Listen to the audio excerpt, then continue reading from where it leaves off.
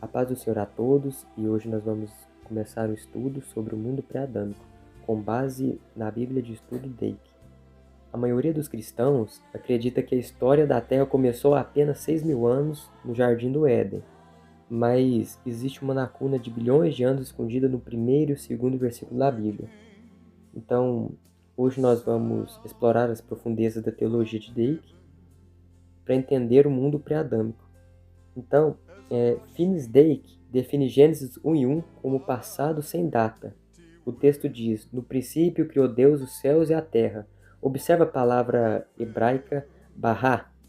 Dake enfatiza que este termo significa trazer à existência algo que não existia.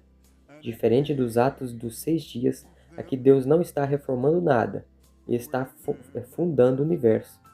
De acordo com Isaías 45, versículo 18, isso é fundamental. Deus afirma que não criou a terra para ser um caos, mas para ser habitada.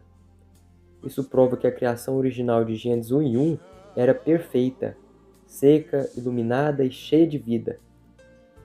E era o chamado mundo de então, que Dake sugere que esse período pode ser chamado de era pré-caótica.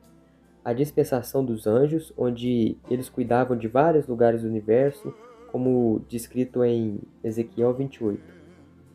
Mas então chegamos ao versículo 2, e a terra era sem forma e vazia. Aqui reside um grande segredo. Dake aponta que a palavra era no hebraico, hayá. Em mais de 500 passagens bíblicas, esse verbo é traduzido como tornou-se, ou veio a acontecer. Ou seja, a terra não foi criada sem forma, ela tornou-se um caos.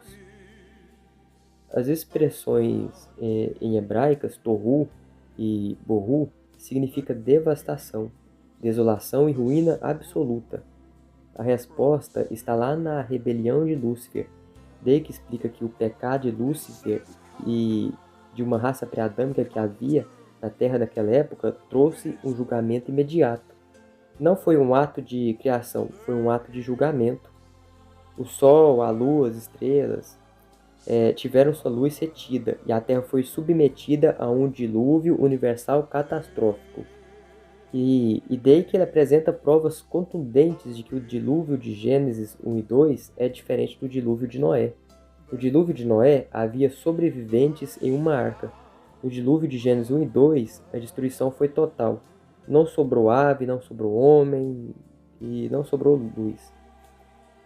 Como diz em Jeremias capítulo 4, versículo 23 ao versículo 26.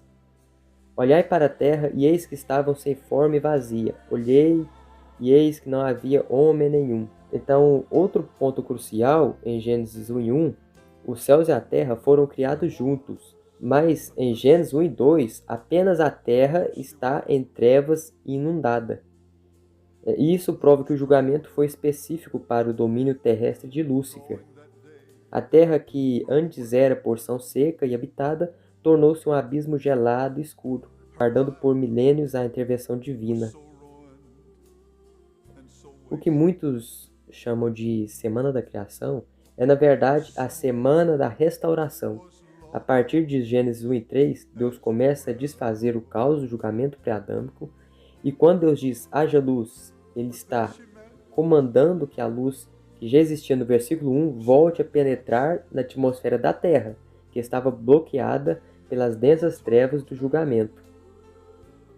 Dake nos ensina que o trabalho dos 6 dias foi restaurar a Terra a um segundo estado habitável, desta vez para o homem. O sistema social anterior, cosmos, pré-adâmico, foi extinto, e os fósseis que encontramos hoje, eles são, segundo nossa visão, os vestígios desse mundo antigo, que percebeu sob as águas o julgamento de Lúcifer. Então, entender o mundo pré-adâmico não é apenas uma curiosidade teológica, é entender a justiça de Deus e a origem do mal. Dake dedicou décadas para organizar essas evidências e nos mostrar que a Bíblia é muito mais profunda do que imaginávamos. Então, por hoje é isso. Agradeço a todos os irmãos por ouvir este vídeo e que Deus abençoe a todos.